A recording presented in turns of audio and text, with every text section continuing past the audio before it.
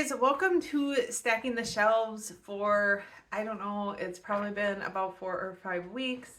Yeah, as I mentioned, I did my best books of March and April last Saturday, and I uh, haven't done a lot of posting.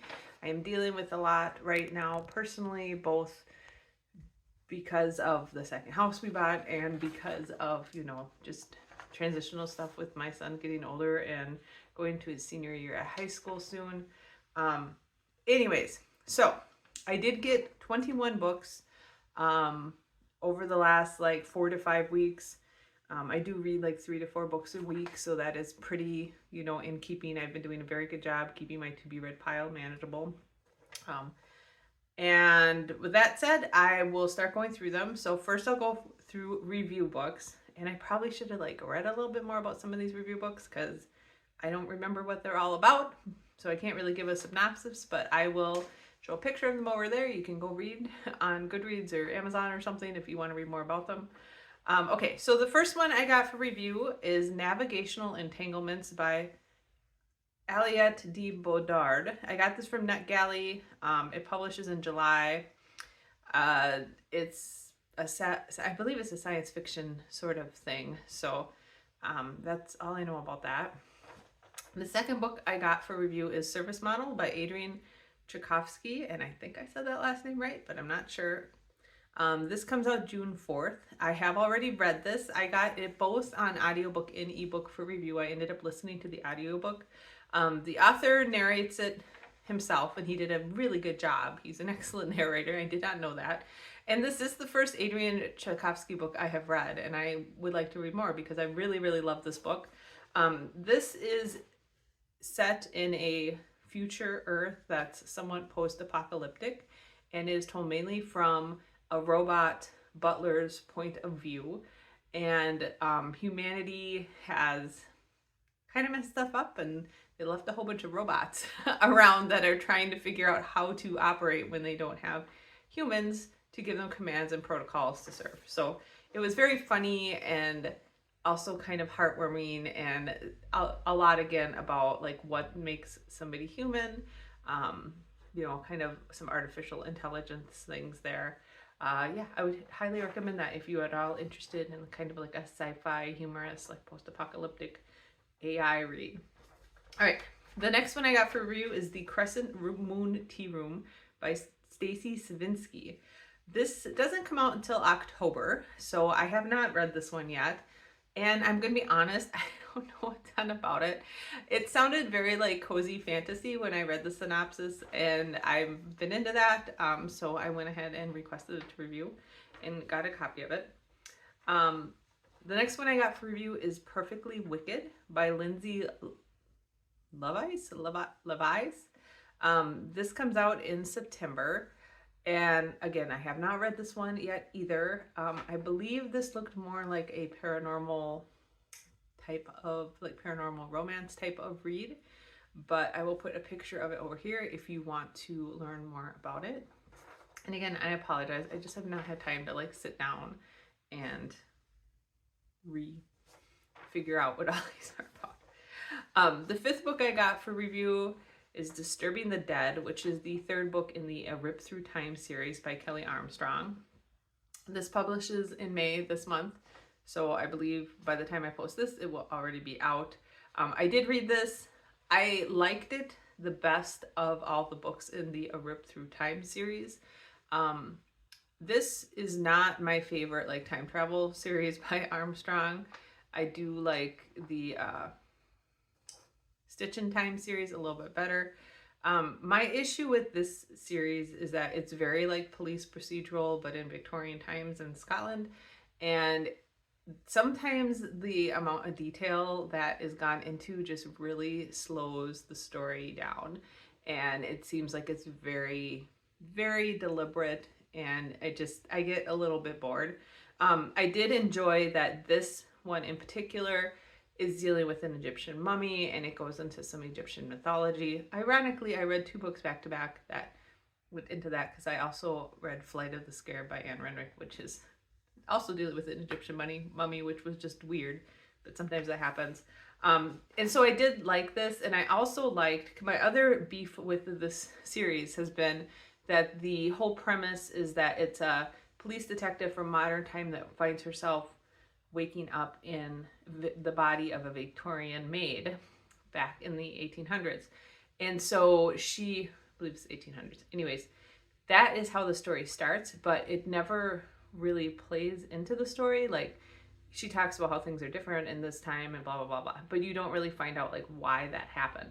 So this book actually gets into a little bit why that happened and progresses that part of the storyline, so I really appreciated that. So even though I thought this was still a little bit slow, Disturbing the Dead was by far my favorite book in that series. All right, moving on. Sorry, mini review. The next one I got for review is Long Live Evil by Sarah Reese Brennan. This comes out the end of July 30th. I believe this is another one in a series of like fantasy novels where the hero tries to become the villain or something like that. I feel like there's been a lot of these because I just finished reading Dreadful, which I really liked, which was about a evil mage that wakes up and doesn't know he's an evil mage. What was the other one? I can't remember. Anyway, there's another one. There's been a series of them that have come out. There's like having good people who decide to turn into the villains because good people always get screwed. And so that seems to be kind of a theme in fantasy right now. And this seems to be another book kind of in that vein. Yeah, so I like Sarah Reese Brennan as an author, so I'm excited to see how she comes up with this. And honestly, I do kind of dig the whole like, I think I'm done working within the system and I'm going to go become a villain kind of theme. I mean, the villains are all, they're always done like the villains aren't like purely evil, but they're like working outside the system in a different way that would count them as evil even though they're trying to stay true to their own values and morals. Anyways, we'll see how this book is. All right, the next one I got for review already came out beginning of April, and that is What Walks These Halls by Amy Clarkin. I got this on audiobook through NetGalley. All of these I got through NetGalley. I just finished listening to this. This is a modern day like haunted house ghost story thing set in Ireland, and the audiobook was okay. The narrator had some trouble with differentiating character voices. It's a pretty typical like haunted house book. I'm not giving it a very good review for a couple of reasons. First of all, you spend a lot of time with the characters like rehashing their thoughts and angsting about decisions they made in the past. So you're diverted a lot by that. The book switches point of view like willy-nilly. Like I would have to stop the audiobook and go back and try to figure out whose point of view I'm listening to, because it just bounces back and forth between characters like throughout the whole book. And then I thought you don't spend enough time with the haunted house and the ghost, in my opinion, because I was reading this for like a horror, like supernatural read, not because I wanted to read a coming of age story about all these characters trying to find themselves and deal with their past emotional issues.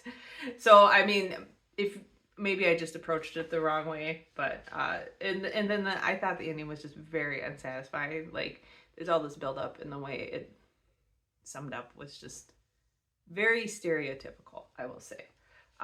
So very brief review of What Walks These Halls. I wasn't a fan, but if you do like haunted house reads that deal more with the characters' emotional issues, maybe you'll like it. All right, the next book I got, not the 10th book, the next book I got for review is It Will Only Hurt for a Moment by Delilah S. Dawson. This comes out in October. I really have liked a lot of Delilah S. Dawson's stuff. Mainly her earlier books, I think it was the Blood Chronicles or whatever.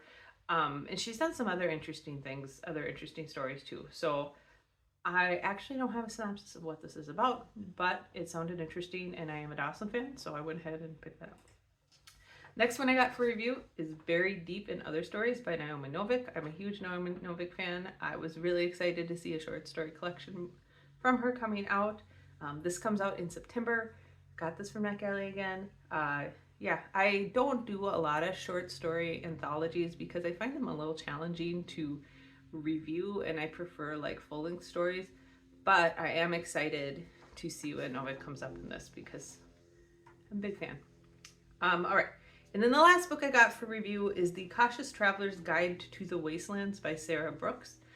This comes out in June, so it comes out next month.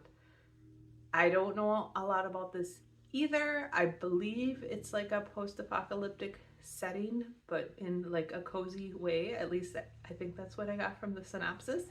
I know when I read the synopsis, it sounded interesting, and again, I'm kind of into that cozy vibe about, people going on these adventures and finding friends and happiness. So yeah, I thought it would sound interesting. So I'll probably be reading that fairly soon because I try to read the books for review the month before they come out.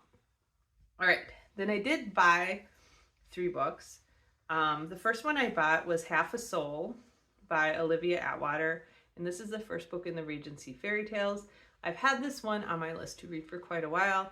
This is a cozy fantasy type of novel.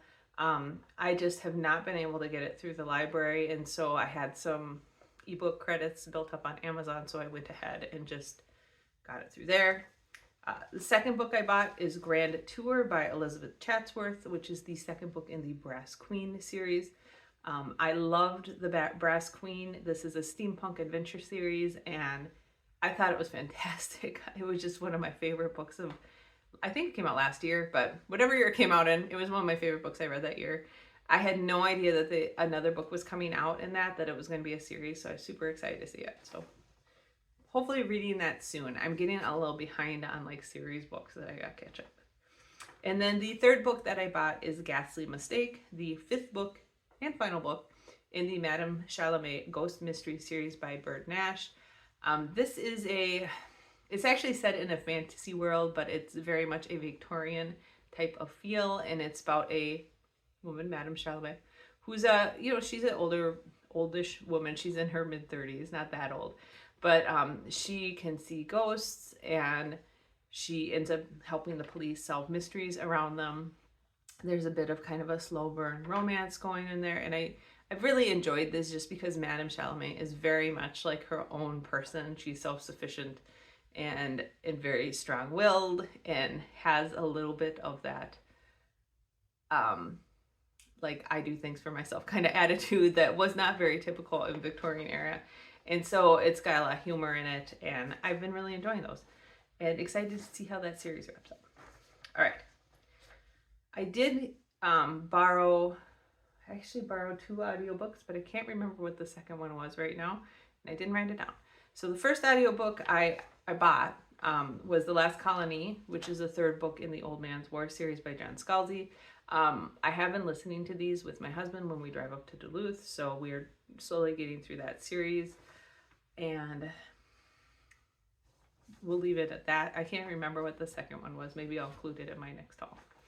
And then I did borrow 7 books, either from the library or Kindle Unlimited. The first one I borrowed from the library, and that is Heaven and Earth, which is the 2nd book in the Three Sisters trilogy by Nora Roberts. I also borrowed the 3rd book in that series, Face the Fire, which is the 3rd and final book in the Three Sisters Island trilogy by Nora Roberts. Those were both good. They're both like very cozy paranormal books and set in a small town about three separate women, so one woman in each book kind of finding their happiness and fighting this curse that has taken over the island. They were good. They were a little bit formulaic, I would say, and kind of just very typical paranormal. So I didn't love them, but I liked them. And I will probably check out some other Nora Roberts series, but I am a little bit worried that they are all going to be a little formulaic because she is so prolific. I would imagine she kind of follows a formula for her stories, but I'll probably read some more Nora Roberts at some point. All right, the other one I borrowed is Three Body Problem by, I'm going to say this wrong, but Cixin Lin. This one had some really cool ideas in it, but was really hard to read. There's a lot of footnotes in it. The translation that was done of this, I don't think was done excellently. I don't know. I feel like something was lost in translation. I feel like the characters were all interchangeable, and it was just pretty dry at times. I did finish it, but I did kind of skim the last 10 or 15% of the book. Really neat ideas, though. Really, really cool concept, just not a well-written book. All right, and then the second one I borrowed through Kindle Unlimited, the third one I borrowed through Kindle Unlimited, and that is Ruthless Vows, which is the second book in the Layers of Enchantment series by Rebecca Ross. I am reading that right now. It's been a little bit slow. I think I'm like 30% of the way through the book. It's strangely kind of like the beginning of the first book in a lot of ways, and I'm waiting for it to get better. All right, and then the next one I borrowed from the library, and that is That Time I Got Drunk and Saved a Demon, which is the first book in the Mead Mishaps series by Kimberly Lemming. I really like this. So again, you're getting mini reviews for a lot of these, but I really like this. It's a rather short, kind of swords and sorcery fantasy novel with humor in it. It is very much got a romance vibe to it, but it's also very hilarious. It's a lot of quirky characters put in really silly situations. There is a lot of there are a lot of sex scenes in it, and they're fairly graphic and maybe a little more on the rougher side as opposed to being like sweet.